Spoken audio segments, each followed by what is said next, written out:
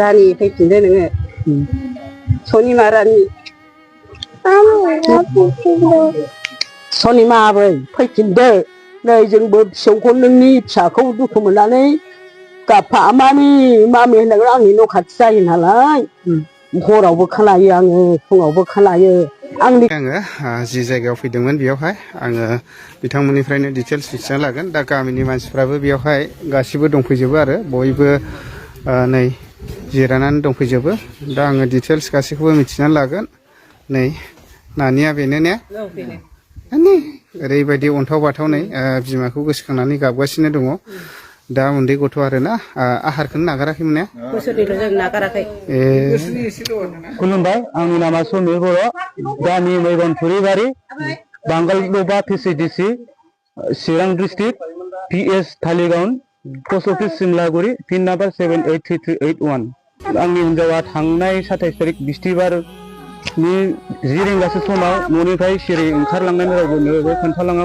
सिरि ओंखारलांनानै बहा दंहैयो बेखौ दिनैसिम मोननाय जायाखै आरो दिनैसिम उन्दै गथ'खौ गारनानै बहा थांदों नागिरबा मोनाखै आंनि फिसाया बिमाखौ नागिर नागिर गाबगासिनो आहार जानाय गथ' बिनि थाखायनो अन्नानै रायजो राजाफोरखौ सोरबाफोर बहाबा नुबाय बायदोंबा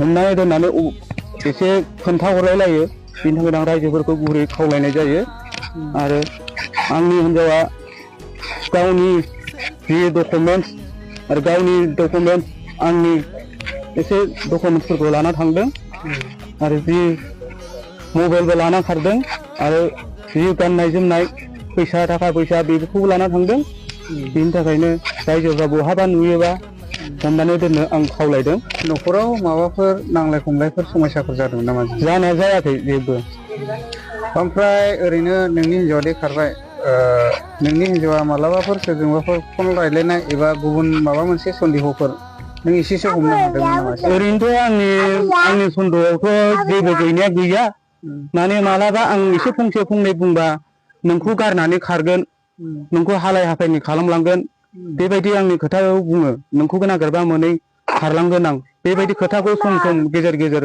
बुंबाय थायो आंनि हिन्जावा ओमफ्राय दा जेनेबा नोङो नांफिनगौ ने औ आंनि हिन्जावखौथ' आं नांफिनगौ मानो होनबा आंनि फिसाया गाइखेर जानाय आरो आंनो नांफिनगौ आंनि हिन्जाव आं जेरै गामिनि हिन्जावखौ आं मोजां मोनना लादों बिनि थाखायनो आंनि हिन्जावखौ आं नांफिनगौ आरो खाथिनिनो आउटपस्ट थानायाव दांथल आउटपस्ट थानायाव आङो मिसिं इनफरमेसन होनाय जादों 28 तारिख खालि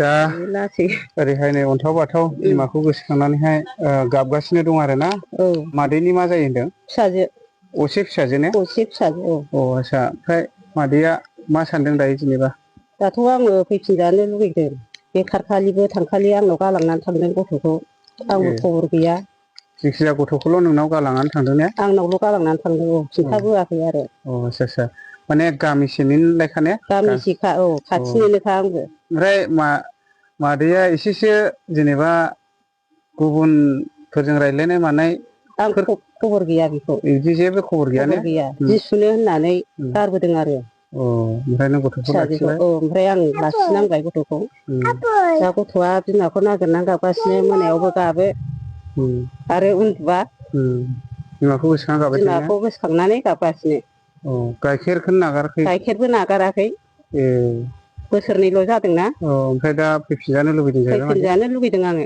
रानि फैफिनदो नोङो सनिमा रानि दा जोबोद दुखुनांथाव आरो बिनिनो अनसुलि बिमा बेबो मेगनाव मोदै लानानै गावनि फिसाखौहाय माने खावलायहरगासिनो दङ मानो होनना बुङोब्ला नोंनि फिसाजो गालांनाय नै अन्थाव बाथाव बिमाखौ नागिरनानै गाबगासिनो दङ ओमफ्राय निसय खोनाखाबाय उन्दुआ हरावबो माने बिमाखौ गोसोखांनानै गाबबाय थायो मानो होनना बुङोब्ला गाइखेर जानाय गथ' ओरैबायदि दुखुथिया आरोना दा आइ आफा बिदा फंबायफोर जेरावखिया नुवा मानो बे भिडिअखौ शेयार खालामनानै हो ओमफ्राय नुबायथाय डाइरेक्ट कल खालामनानैहाय खोन्थाहरदो दा बेबायदि अबस्था आरोना ओरैबायदि दुखुनांथावनि खौरां नै दा फैफिनजानायखौ लुबैदों आरो फैफिनजानो लुबैदों दा ओमफ्राय आंजों लोगोसे दङ नै बे गामिनिनो आफादगिरि दा आदाया मा मेसेज हरनो गोसो जेनेबा दिनै आं बेखौनो मेसेज हरनो लुगैदों जोंनि चिरां डिस्ट्रिक्टनिनो एबा चिरां जिल्लानिनो सिङाव थानाय बांगालबा PCDC नि सिङाव थानाय नैबे मैगाव थुरिबारि गामिनिफ्राय दिनै जोंनि गामिनिफ्रायनो सासे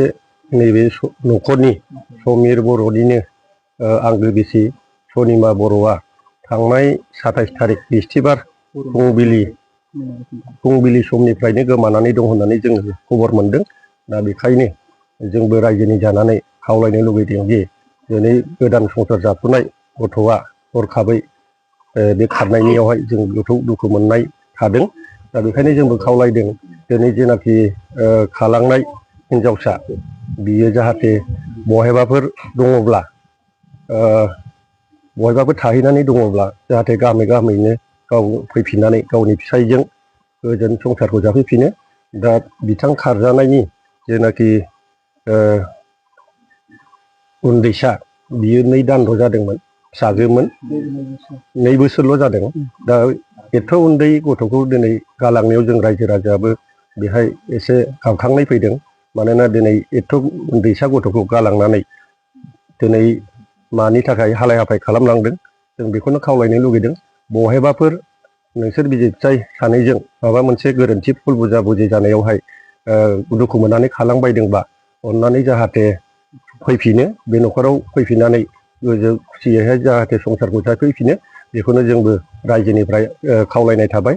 जोङो बेखिनियाव खावलायबावनो लुगैदों बहायबाफोर गोदोसोनानै थाहैदोंबा आरो साफ्रोमबो इउटुबार नायगिरि रायजो राजा बिथांमोननिसिमबो जोङो रायजोनि जानानै खावलायनाय बे सनिमा बसुमतारीखौ सोरबाफोर रायजो राजा बिथांमोनहा बहायबाफोर नुनानै दङब्ला नैबे स्क्रिनाव होनाय जानबुं नाम्बारावहाय कन्टेक्ट खालामनानै जाहाथे खोन्थाहरलायो बेखौबो आङो इउटुबार नायगिरि साफ्रोमबो रायजो राजा बिथांमोनखौ खावलायनाय थाबाय। ओरैनोथ' नोंसोरो गामियावहाय बिसिनि संसार जानायनि बेलायाव माबा मोनसे दाङाबाजिफोरखौथ' खोनायामोन? ओरैनोथ' जोङो बिसोरनि जेनाखि संसार जानाय बेहाय जोंबो रायजो हिसाबै नुबाय थायो। बिसोरनि संसार जानायाहाय बारा गोबावबो जायाखैमोन आरो मोजाङैनो सोलिबाय थायो। जोंबो गामिनि हिसाबै नुबाय थायो। बेफोरबादि दावराव दावसिखौ जों नुफेराखै, खोनाफेराखैबो आरो खाथिनिखा आंनिनो न' खाथिनिनो जायो।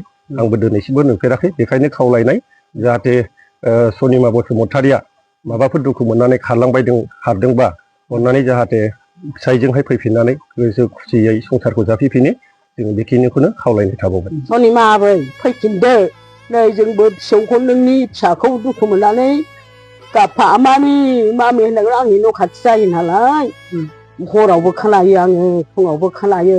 आंनि गोसोआ बोरैबा दुखु मोनो आरो मामि होननानै नागिरो। आबै सनिमा फैफिनदो नोङो अबावबा दङबा, नोंनि फिसाखौ अननानै फैफिनथारदो आबै। जोंबो नोंखौ ना खालामाखै, अननानै दङ। नों मोजाङै मोजां फैनानै नोंनि फिसाय समिरजों मोजाङै मोजां संसार जाफैफिनदो आबै। जोङो नोंखौ रायाखैबो जेबो होनाखै। मानि थाखाय दुखु मोननानै बेबायदि खारलांखो नोङो आबै? नै आबै आङो नोंखौ सानसेखालि लाफा मैगं खानायाव एदावहरदों आबै, बेनो जामारबाय नामा? आबै मा मबाइल रायलायबाय थायो नोंलाय हारसिंलाय? नोंहा माबा रं नाम्बार जाबाय नामाब्रा आबै होननानै आङो नोंखौ एदावदोंसोमोन। हाब गमामायैनो माथो नंमारगौसो आबै। मानो बिदि जानांगौ? बिदि जानो नाङा आबै। फैफिनदो, जोङो दाबो नोंखौ बजबनानै लागोन ना, महिलाफ्राबो रायजोफ्राबो सान्थि आफादावबो बजबगोन, जों महिलायाबो बजबनानै लागोन। थाबैनो नोङो बे नोंनि फिसाखौ गोसोखांनानै मोजाङै मोजां थाब फैफिन आबै। आङो महिलानि नोम्बै जानानै नोम्बैयानै दासिमबो नोंखौ अननानै दङ, बासायनानै दोनगोन। दासान्दि बे समावनो सम नोङो मोजाङै मोजां फैफिन आबै।